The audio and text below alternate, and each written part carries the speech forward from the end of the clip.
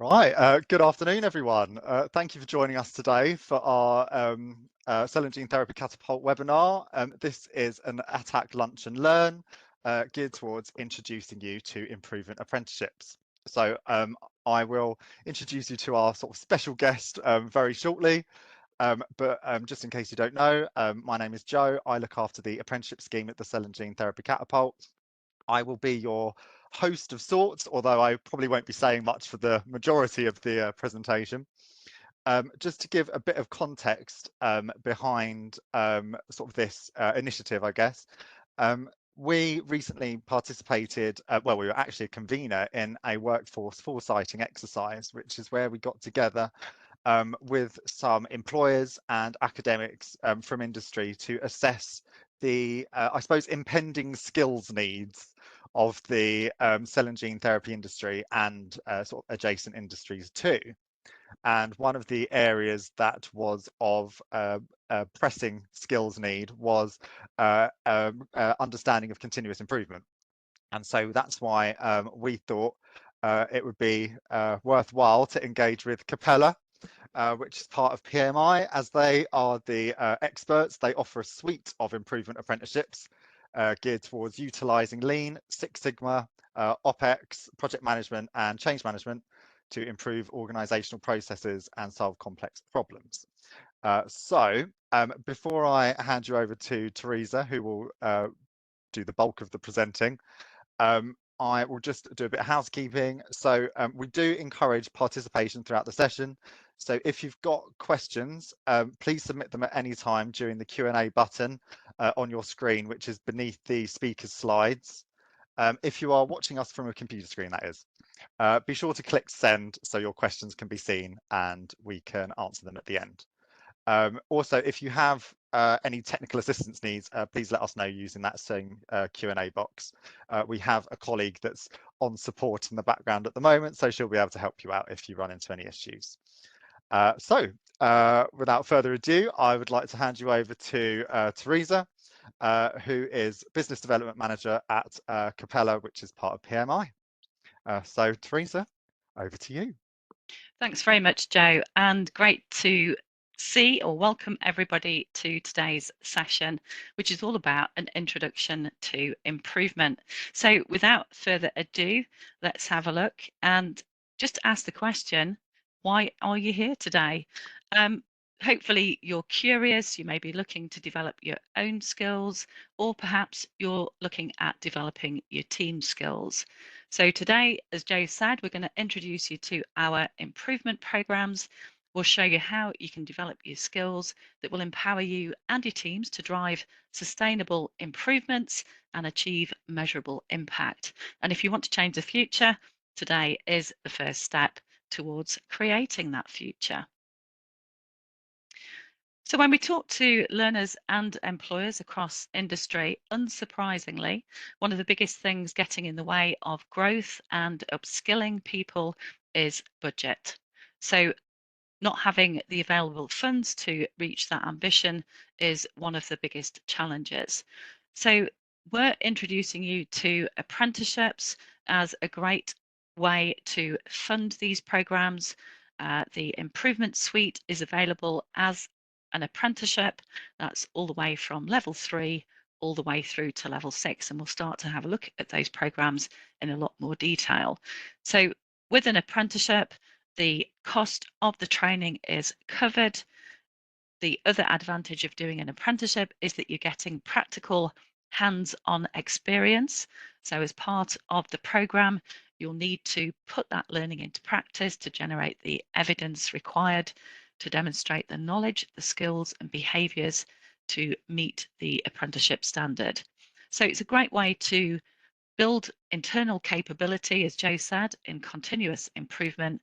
And there is research out there that demonstrates that apprenticeships do deliver financial benefits. So for every pound, every £28, or every pound that's invested, it's worth £28 if we get that stat the right way around. So some of the kind of transferable skills that you'll be developing throughout the programs, it includes things like critical thinking, things like data analysis, decision making, problem solving, and things like creative thinking.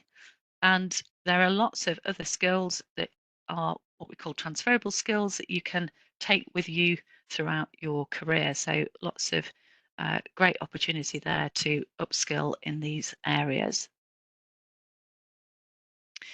Now, this is our full suite of programs, as well as the improvement suite of apprenticeships. We also deliver the quality practitioner.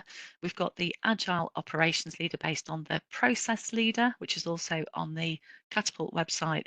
And then we've got the brand new AI and automation practitioner, which was literally just signed off, ready for delivery on the 12th of December. So some great programs. Now, this particular slide has got an awful lot of information on there, but the idea is to try and give you a comparison of the different levels and each of the kind of top learning outcomes that you will get from each of those programs, the duration of the apprenticeship, and then the endpoint assessment. And typically, the number of training days that you would be committing to as part of these training programs. So in the example that we're going to talk through today, we're going to talk you through the level 4 improvement practitioner, give you a bit more of an idea what that program involves. This is a 12-month apprenticeship and the endpoint assessment is on top of that. So typically the endpoint assessment for this particular apprenticeship is around 4 to 6 weeks. So there's a kind of window that you would go through into the gateway, waiting for your endpoint assessment, and that is the kind of expected time that you would need to complete that. The program is the equivalent of 13 training days. We'll explain how that training is delivered a little bit later on. And the kind of key outcomes from that particular program is that you'll be able to solve problems effectively. You'll be able to scope improvement projects and manage those projects systematically using a logical problem solving approach. And you'll also be able to lead change successfully. And for that particular program, there are no prerequisites, so no prior learning required. Anybody could start at that level. So for each of our programs, you'll see an overview of the program, who it's suitable for, and a little bit more information on those outcomes and benefits. And as we said, we're going to focus today on the improvement practitioner, which is that level 4 apprenticeship.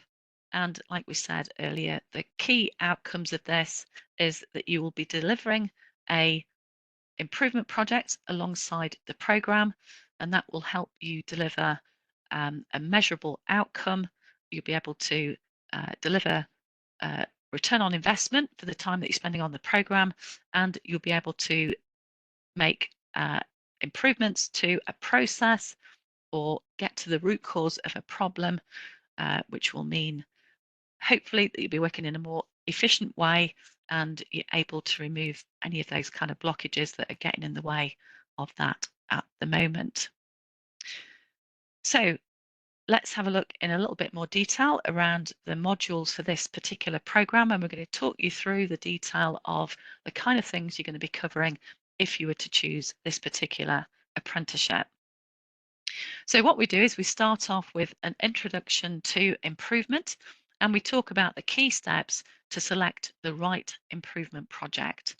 We'll start to then look at how we define a problem using a data-driven approach. We then start to look at different approaches to improvement, which includes Lean, Six Sigma, and Agile methodologies. We then start to look at how we define the project, including the scope of the project. So what's in scope, what's outside of scope. And we also start to build a business case. And that includes the cost of quality. We then start to look at identifying and eliminating waste. So the kind of things that we do at the moment that aren't particularly efficient, and that could include things that are taking us additional time that we could potentially remove. We also look at capturing the voice of the customer. So this is really where we are looking at making sure that we are taking feedback on board. We might have internal customers, we may have external customers. So we are looking at information about this particular project or problem that we're looking at and making sure we've got all of that information relevant to that particular problem that we're looking at. We then start to look at establishing an operational definition. So what does good look like? And really making sure that that is clearly defined so that everybody knows, what is best practice. We then start to measure our current performance against that operational definition and really kind of gauge how well a process, for example, is performing. We then start to look at the different data collection techniques that we can use, and this is to help us in our data-driven decision making. We also cover things like managing change, including the who, the why, and how of change. So if we're going to change processes, we need to understand who would be impacted by that. We also develop learners' coaching skills to support teams through changes as well. In Module 7, we're starting to look at lean concepts such as value stream mapping, 5S, and things like mistake proofing techniques to drive value and eliminate waste. Our second set of modules, we start to focus on understanding the impact of variation to improve process stability and drive improvement. And then we start to look at waste and assignable cause variation in processes. We then show learners how to improve common cause variation to drive consistent data-driven process improvements. We then start to explore potential solutions with the aim of looking at long-term sustainability, and then we start to create action plans for implementation of the change in process. And then finally, we start to integrate Agile with Lean Six Sigma and improve to sustain progress. So all of that is quite detailed. You can see a summary of each of the modules at the bottom of the each of the columns, and then the detail of exactly what you're covering listed there as well, if you really want the detail. So what I've done next is try to put together a couple of projects that you may be able to relate to. So hopefully these are something that means something to you. I've just tried to kind of provide examples that may be relevant. So when we think of a level 4 project example, these are typically working cross-functionally, so across perhaps different departments or different functions, and it's where we are getting into deeper analysis in terms of those problem-solving skills. It's where we're starting to use more advanced improvement tools. Just see Joe waving his arms, trying to get the lights to come back on. Sensors, So you were getting really excited about these improvement projects. Obviously, that too. And we're using things like control charts. We may use things like cause and effect. We'll start to definitely look at that deeper analysis around data. Stakeholder engagement is obviously a key part of it. And we've also got the risk management aspects as well. So a couple of examples here. So the first example is where we're looking at quality stabilization. This particular problem perhaps is about inconsistency due to variation, and that could be variation in manual steps or material preparation, or perhaps both. And in terms of improvements, you can use DMAIC, which is the problem-solving methodology we're going to use. DMAIC just stands for define, measure, analyze, improve, and control. And this is a very logical process to identify root causes and to introduce standard preparation methods. The idea behind that is to improve changeovers and introduce tighter process controls, and the outcome then would be reduced deviations and improved batch-to-batch consistency. In the second example, this could be a problem where we perhaps are experiencing delays in a process caused by perhaps scheduling gaps or handoff issues. It could be about transport variability. And again, we can use the MAIC to analyze variability and improve communication. Perhaps it's around things like courier coordination and site readiness steps. Again, the outcome trying to reduce delays and strengthen reliability across perhaps a highly complex supply chain. So it's trying to just give you a couple of examples that may or may not be relevant to your role, but to get you thinking about what could a suitable level 4 project look like. So we have the suite of improvement standards. They go all the way from level 3 all the way up to level 6.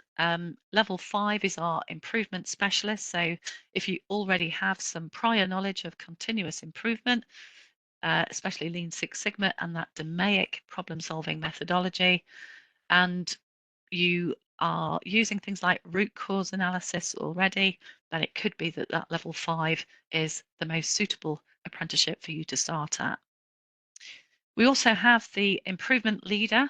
So this is really kind of aimed at those who are working in a strategic role. They are normally senior leaders in an organization. And this is where we really kind of focus on developing and deploying a continuous improvement strategy. And that includes how we build capability within our teams with those continuous improvement skills. So very much focused around the strategy and the leadership, as well as the sort of change management and project management elements. We also have the quality practitioner. So this is for those who are working in a quality role, ideally using a quality management system. So very much around making sure that we've got the backbone of continuous improvement, but we also have modules that are focused on quality planning, quality assurance, and quality control, and really making sure that we provide confidence to our stakeholders, making sure that we maintain those standards, that quality performance that we are looking for, and that reliability, and also looking at risk assessment, certainly when it comes to introducing new products to the market as well. So there may be something in there that is relevant again to some of the people that are on this call today. We then have the Agile Operations Leader, which is based on the Level 4 Process Leader Apprenticeship. So this is particularly aimed at those who are managing a team, and it's really kind of making sure that they've got all of the tools, all of the capability to really make sure they get their performance from the team, and that they can manage through various different measures. These people may be responsible for lots of different KPIs, key performance indicators. That could include all sorts of things, may include things like health and safety. It could include quality, cost, anything that is particularly relevant to that particular team that you're working with. And this is around delivering operational excellence. It's the way that we communicate the vision and the strategy to the team, and how we kind of build collaborative relationships, working perhaps across functions to ensure alignment and delivering those operational goals as well. That's a slightly longer program. That's an 18-month program plus the endpoint assessment, but great for those who are managing teams. We call them the accidental managers, those that perhaps have been particularly good at the roles that they do and they get promoted to be a manager. So really providing the skills they'll need to manage their teams effectively. We then have the brand new apprenticeship, AI and automation practitioner, so AI, artificial intelligence. So really kind of looking at combining the kind of technical know-how with business insight, making sure that we are reducing manual effort and enabling organizations to work faster and more effectively. So all kinds of content covered as part of this program. The modules are available if you want to have a look at that in greater detail. but we're basically looking at things like process analysis, looking at opportunities to automate tasks, how we use AI responsibly, making sure that we are working with teams and collaborating effectively with our stakeholders. And it's obviously with the continuous improvement hat on, thinking about how we can make processes more efficient. And it's certainly something that we've been doing within our organisation, so that we can free people up to do the added value work rather than a lot of admin tasks that we tend to get, don't we, in our jobs. So this is really kind of thinking of better ways to do things. Now, for all of our apprenticeships, there is an endpoint assessment, and the way the endpoint is assessed is slightly different for different programs. If we again focus in on that level 4 improvement practitioner, to provide the example, in this particular apprenticeship, there are 3 parts to the endpoint assessment. The first one is a multiple choice assessment. That's 40 questions that learners have 40 minutes to answer, and they are simply selecting the correct answer from 4 possible answers. It's open book, so learners do have their notes to refer to, and again, that is a key part of the program, is making sure that learners are provided with that information throughout the apprenticeship to be able to answer those questions. The improvement project is one of the biggest parts of your assessment.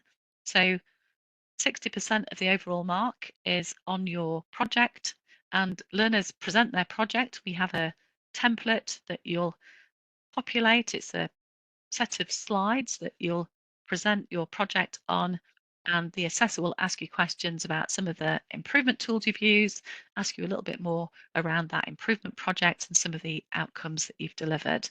And then finally, the last part is a professional discussion, and this is based on some of the behavioural development you'll have completed as part of your programme. So what were the challenges that you had? Were there any times that you had to overcome resistance, perhaps? So talk us through that example. What did you have to do? How did you get that person on board? How did you get them to buy in? And you talk about the way that you influenced them and persuaded them to be able to work with them effectively to get the information that you need and get them on board. Now, the way that an apprenticeship works is that you are learning and then applying that knowledge and building that knowledge all the way throughout your apprenticeship. Our programs have got on-demand learning modules to build the foundation knowledge. You then have regular consultant-led virtual workshops throughout the apprenticeship. So the tutor is live in person, they are delivering the information, and you have breakout sessions with activities. You'll be with other learners, so able to share best practice and benchmark, learn from others. And you also have regular coaching sessions throughout the training as well. The coaching sessions are with the tutor, so they will guide you and advise you and tell you how you're doing, and just make sure that you are delivering that improvement project and you know what to do in terms of next steps as well. Now, for an apprenticeship, there's something called off-the-job training, where you are working on your apprenticeship content, building the evidence required for your endpoint assessment. And the time that you spend on the training sessions and the coaching sessions are all times that you are obviously working on your apprenticeship. And then we just ask learners to log the time they spend on their project, their portfolio of evidence, and any other time they may spend listening to our podcasts, watching our videos, and joining some of our webinars. And we've got over 100 webinar recordings. We have over 100 podcasts. And if you go along to our Knowledge Hub on our website, pmi.co.uk, you can see a lot of this content and access a lot of this content for free. So, you can pop over to that, have a look, and just see if there's any content that may be of interest to you. For those who are doing the apprenticeship, they also get regular content throughout. They have an apprenticeship newsletter, and we also have the Successful Apprentice video.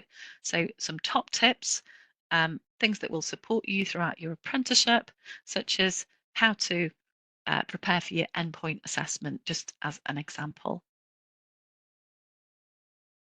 Now, as well as your apprenticeship, one of the things that you will get is some complimentary e-learning on AI essentials, so artificial intelligence, and we've put together some learning that will support you on your apprenticeship and talk about the responsible use of AI and how you can use it within your apprenticeship. We've also got lots of AI tools. We have a little digital assistant that helps us on our website. They will respond to you and answer questions in real time rather than waiting for one of us to respond to an email. And we also have a virtual classroom assistant who will summarize the key points from the training session, and they can also translate that into different languages. Um, Certainly our e-learning you can translate into over 195 different languages. So if English isn't your first language, you can choose which language you would prefer to complete that training in. Now we also have support for any learners who may have additional learning needs, such as learning difficulties or learning disabilities. And just to let you know, we have our delegate support specialists who can work with learners to put individual support plans together, and they can also point you in the right direction for some great free resources for things like dyslexia. And we can also put in requests for reasonable adjustments for your endpoint assessment. An example of a reasonable adjustment could be things like additional time to read the questions, perhaps for those multiple choice questions. So there is support required, and we just ask you to let us know about that during the enrolment process. Now, the next thing that you may be thinking is, if I'm interested, when would I be able to start? So the first thing we would say to people is think about when would be a good time to start. So timing is really important. You need to be ready to start at a time that really works for you. So I usually say to people, if you've got any major life events coming up, such as getting married, moving house, you might want to get those out of the way before you focus on this. But we have opportunities to join our apprenticeship programs throughout the year. Certainly for the improvement practitioner that we've been talking about in detail today, we have new cohorts starting every single month. It's a very, very popular program for us. So there's always an opportunity to get on that program. Now, there is an eligibility criteria to just check that you are eligible for the apprenticeship levy. So it is an English levy, so there is a criteria there, just making sure that you are eligible. And I'm sure if there's any questions around that, Joe would be able to support you with that. Now, if you are interested in getting started on one of our programs, if you need any further information, you can talk to either myself or Joe. Joe has my contact details, so we can certainly pass those on. But we will aim to ensure that you get today's recording, so you've got the information that we've been through today. We would ask that you have line manager approval, and obviously you'll need approval for the apprenticeship funding from your employer as well. We have a 10-minute form to complete, which is 10-minute application form where we just gather some further details from you. And once we've got all of that information, we'll then put you through to the enrolment process, which consists of 6 steps. So we're not going to talk you through all of that today. I'm sure you've got lots of questions that you may be thinking about. We can certainly answer those as we go through. But as part of that onboarding process, you'll get a full timing plan for the full duration of the apprenticeship. That will give you every single date for the training sessions, the coaching sessions, the mid-review, the endpoint assessment. So you've got every single key date. And then 3 months out before that date, we will send you a calendar invite just to make sure you've got all of those in your diary. So that is it for today. It was a quick whistle-stop tour of our improvement apprenticeships. Hopefully that's given you something to whet your appetite. Hopefully they are programs that you may be interested in. And I think we're going to open it up now, Joe, for any questions that people may have. Yeah, so I'll just be the voice of the questions that have come in already before I also have some of my own as well to get the ball rolling. But if you have uh, sort of any questions that you think of at the moment, just stick them in the chat and I shall be your voice. So first question, obviously, will the slides be available for review later? So we'll send a recording out to everyone that came along to this. We'll also send a bit of a call to action, thanks for coming email, which will contain both Teresa and my contact details, so that if you want some sort of further information to have at hand, we can sort of send you that afterwards. And then the second one, is this a full-time program, or can a full-time employee enroll in them?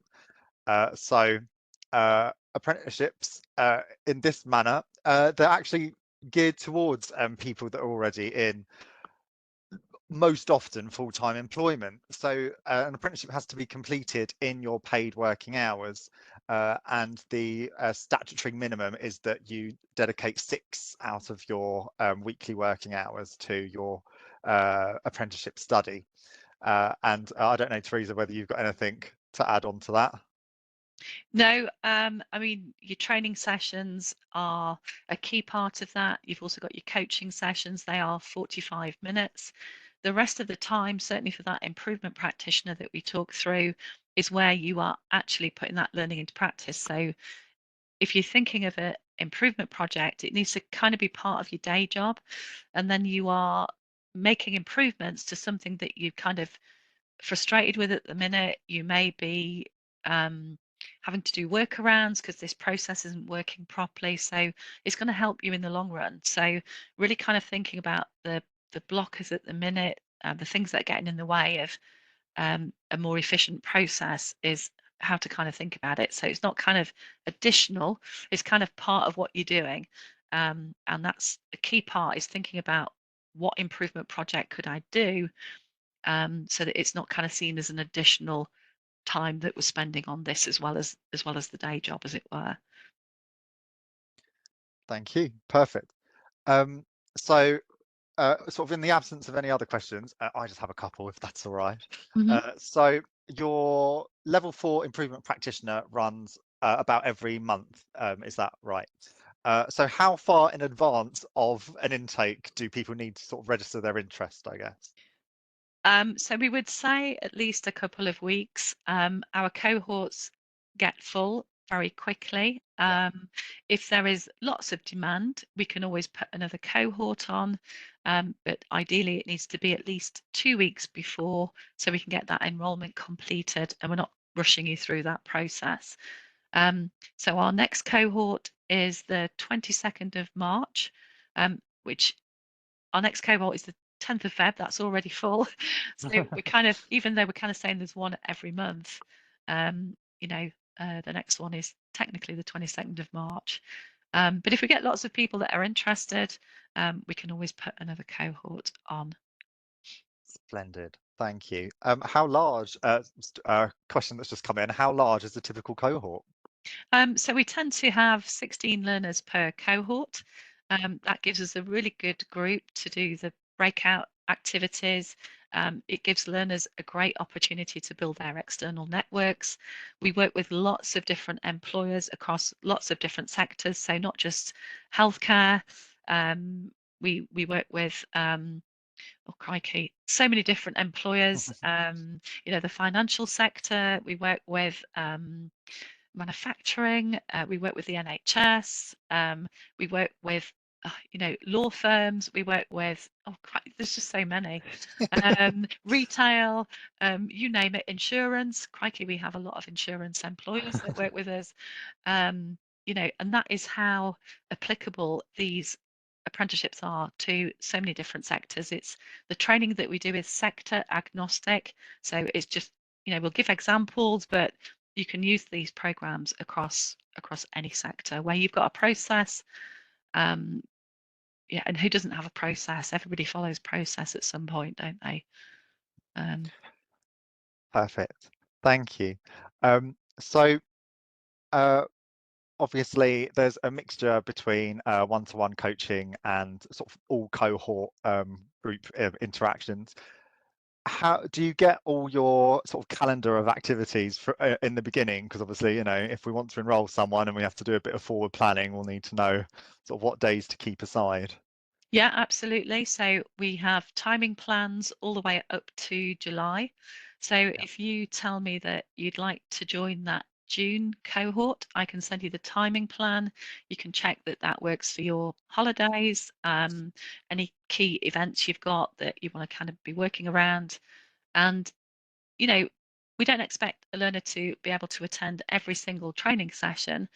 If you do happen to miss the odd one, as long as you let your tutor know, they will give you access to the recording. The sessions are recorded, so you can catch back up. And the tutor will offer to catch up on a one-to-one if there's anything you're not sure of, so that they can go through that with you. So yeah, if you want timing plans, we can certainly send those for planning purposes. Yeah, Splendid. happy to do Thank you. that. Awesome. So another question. The cost is covered by the levy, absolutely yes. But how much is a level 4 improvement practitioner?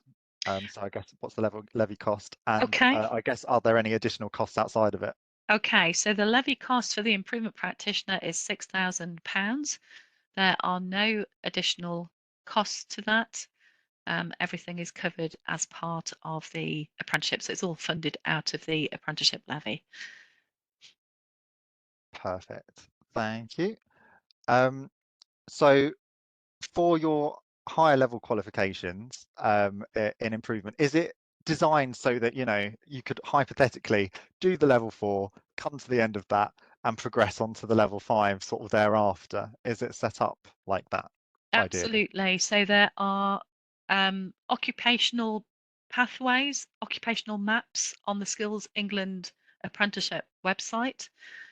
There is a recognised pathway from level 4 improvement practitioner to level 5 improvement specialist, and then on to level 6 improvement leader. And we have had learners who have done that. We've probably had about 4 or 5 that have done that as part of their career progression. And you can imagine how long that would take. The improvement practitioner is 12 months, the improvement specialist is 14 months, and the improvement leader is 17 months. So this is part of a progression pathway where that learner has been promoted, as a result of the qualifications. They've gone on to the next step, and this is part of their, career ambition to be an improvement leader. So it has supported them all the way through. Awesome. Well, just a little seed to sow there with the audience. Yes, it is possible. Splendid. Thank you. So in the absence of any sort of further questions, and you've answered all of mine, so I'm satiated. I just want to, thank you very much, Teresa, for coming along and selling your wares today, and to the audience for coming along and attending and listening to what we had to say. There is a feedback form. So once we sort of close this webinar, there's just a short feedback form which just asks whether you got something out of coming along today, and asks some suggestions on how we might improve for the future. So please, if you've got a couple of minutes, we'd really appreciate it if you didn't mind completing it. And please also, keep an eye out for sort of future events held by the Cell and Gene Therapy Catapult. We're looking at hosting another apprenticeship webinar probably in about 2 months' time. So, hopefully you'll be on the mailing list for that. But yeah, no, thank you very much. Thank you, Teresa, again, and thank you Thank you. everyone for coming along. It was lovely to see you, as always.